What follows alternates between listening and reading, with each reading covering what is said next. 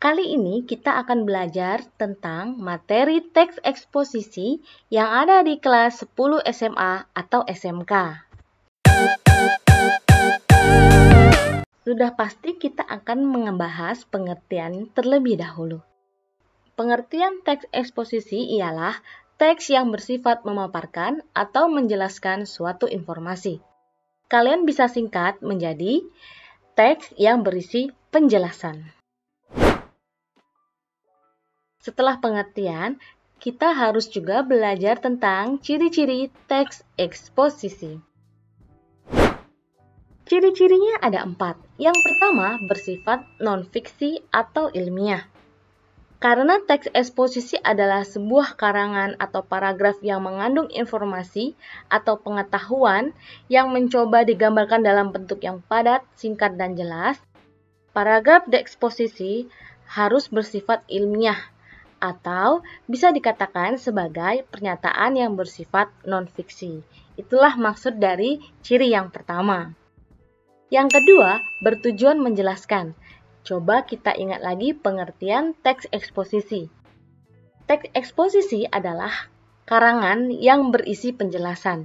Artinya adalah tujuannya yaitu untuk menjelaskan sesuatu. Yang ketiga, berdasarkan fakta. Sudah Ibu jelaskan bahwa eksposisi ini adalah non-fiksi, bukanlah fiksi. Kalau fiksi berdasarkan imajinasi. Jadi, kalau non-fiksi harus berdasarkan fakta atau kenyataan. Yang terakhir, tidak bermaksud mempengaruhi. Karangan yang bersifat mempengaruhi bukanlah karangan eksposisi, melainkan iklan atau pidato persuasif. Jadi, kalau karangan eksposisi bukanlah untuk mempengaruhi, tapi untuk menambah ilmu pengetahuan pendengar atau pembaca. Dari yang tidak tahu menjadi tahu. Dari yang sudah tahu semakin tahu. Itulah maksudnya, bukan untuk mempengaruhi ya. Kita lanjut materinya yaitu menginterpretasikan makna teks eksposisi. Ada 2 cara ya. Yang pertama, mengidentifikasi struktur teksnya. Yang kedua, membedakan fakta dan opini. Kita bahas yang pertama ya, struktur teks fantasi. Struktur teks fantasi ada 3 ya. Yang pertama, tesis. Yang kedua, argumentasi. Dan yang ketiga, rekomendasi atau penegasan ulang. Tesis adalah bagian pembuka dalam teks eksposisi. Bagian ini juga merupakan gagasan utama mengenai suatu permasalahan berdasarkan fakta yang ada. Struktur yang kedua yaitu argumentasi. Argumentasi ialah unsur penjelas untuk mendukung tesis yang disampaikan. Bagian ini sudah pasti berisi penjelasan-penjelasan secara detail mengenai pernyataan pendapat serta juga mengungkapkan fakta sebagai penjelasan argumen dari sang penulis. Yang terakhir, strukturnya ialah penegasan ulang atau rekomendasi. Struktur ini berisi simpulan dari argumentasi. Bagian ini merupakan penguat dari pendapat yang didukung oleh fakta-fakta yang ada. Untuk lebih jelasnya mengenai struktur teks eksposisi, Ibu akan memberikan contoh per bagian ya. Yang pertama, bagian tesis. Salah satu hal yang paling fundamental dalam menjaga kesehatan tubuh adalah meminum air putih. Sebab banyak manfaat yang diperoleh untuk tubuh. Meminum air putih sanggup membersihkan segala bentuk toksin dari tubuh, serta memberikan nutrisi penting ke dalam sel-sel tubuh. Dengan begini, pencernaan terbantu dan tubuh terjaga dari dehidrasi.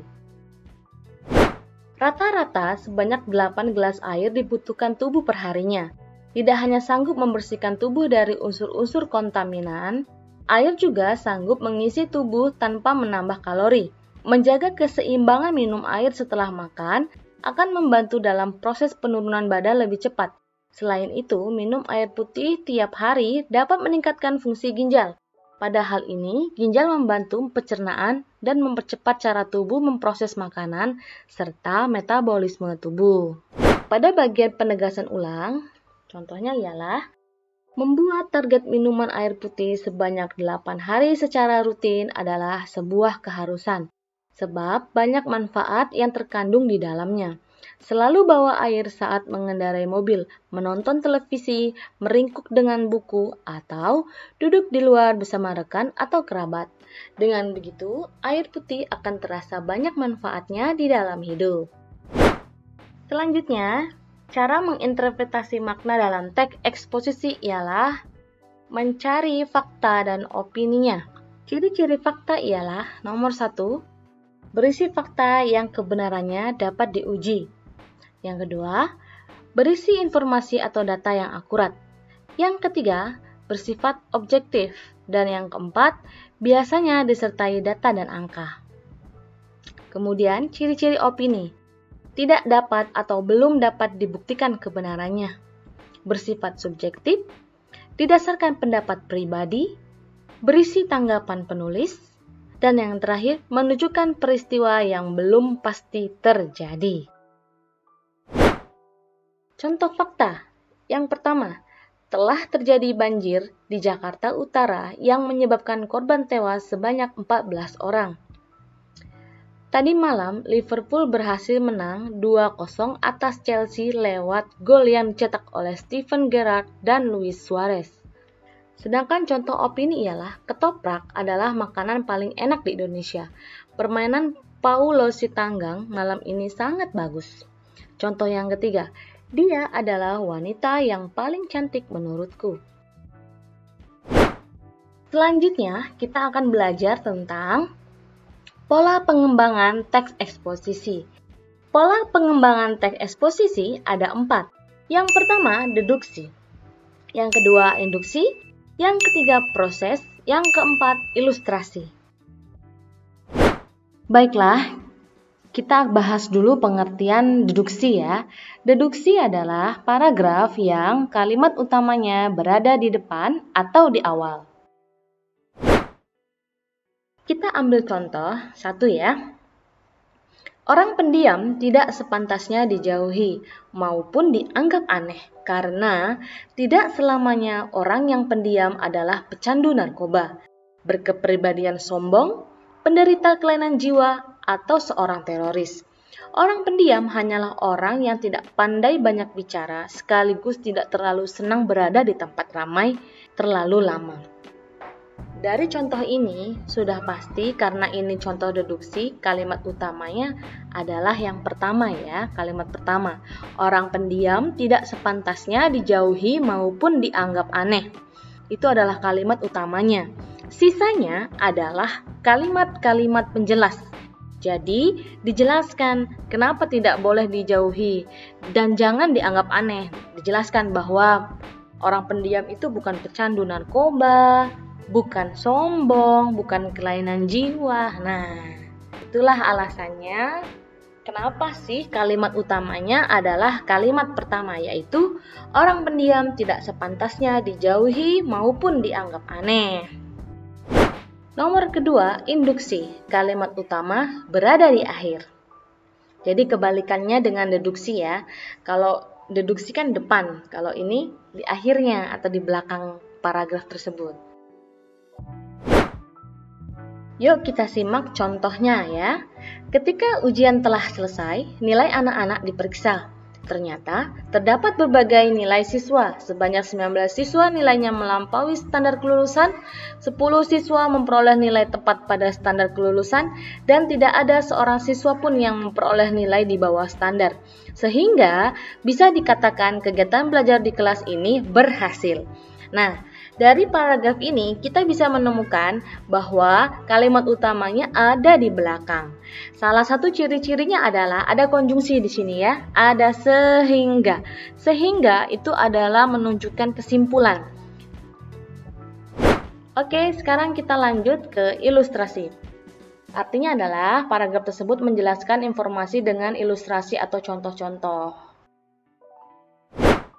Yuk kita simak baik-baik contoh paragrafnya ya. Sampai hari ke-8, bantuan untuk para korban gempa Yogyakarta belum merata. Hal ini terlihat di beberapa wilayah Bantul dan Jatis. Misalnya di Desa Piyungan, sampai saat ini warga Desa Piyungan hanya makan singkong. Mereka mengambilnya dari beberapa kebun warga. Jika ada warga yang makan nasi, itu adalah sisa-sisa beras yang mereka kumpulkan di balik reruntuhan bangunan. Kondisi seperti ini menunjukkan bahwa bantuan pemerintah kurang merata. Jadi, kita sudah tahu kalau ada paragraf yang disertai contoh, biasanya ada kata contohnya, misalnya. Nah, itu ya kata kuncinya. Jadi, inilah contoh dari paragraf ilustrasi. Kalau proses artinya adalah berhubungan dengan cara melakukan sesuatu. Ya, mirip tutorial gitu ya. Ini contohnya ya, teks anekdot adalah salah satu teks yang banyak kita jumpai dewasa ini. Teks anekdot memang bisa menghibur para pembacanya karena terdapat muatan humor di dalamnya. Jika Anda ingin membuat teks anekdot, maka sebaiknya memahami bagaimana cara menyusun teks anekdot yang benar. Caranya adalah pertama, tentukan tema teks anekdot terlebih dahulu. Setelah itu, Anda bisa menentukan tokoh yang terlibat di dalam teks anekdot Anda. Setelah itu, tinggal mengisi dan membuat konten yang lucu dan kreatif. Kenapa ini contoh dari paragraf proses? Karena apa? Di sini kan ada kata-kata caranya adalah, nah itu mirip tutorial ya. Jadi ada pertama, tentukan tema. Setelah itu, menentukan tokoh. Setelah itu, membuat konten. Nah, inilah prosesnya. Jadi ciri-cirinya itu biasanya ada kata pertama, kedua, ketiga, bisa juga setelah itu, kemudian, akhirnya. Nah, itu adalah ciri-ciri proses. Tidak terasa, ternyata sudah 4 hal yang Bu Zaris bahas ya. Yang pertama, pengertian teks eksposisi adalah teks yang menjelaskan sesuatu ya. Yang kedua, ciri-ciri teks eksposisi adalah yang pertama bersifat non-fiksi, yang kedua bertujuan menjelaskan, kemudian berdasarkan fakta, dan yang terakhir tidak bermaksud mempengaruhi. Selanjutnya, kita juga tadi membahas tentang interpretasi makna. Di situ kita membahas tentang strukturnya ya tadi ya. Dan terakhir pola pengembangan, tadi ada 4. Ada deduksi, induksi, ilustrasi, dan proses. Terima kasih. Mohon maaf kalau ada salah-salah kata. Ibu akhiri. Wassalamualaikum warahmatullahi wabarakatuh. Sampai jumpa di video berikutnya.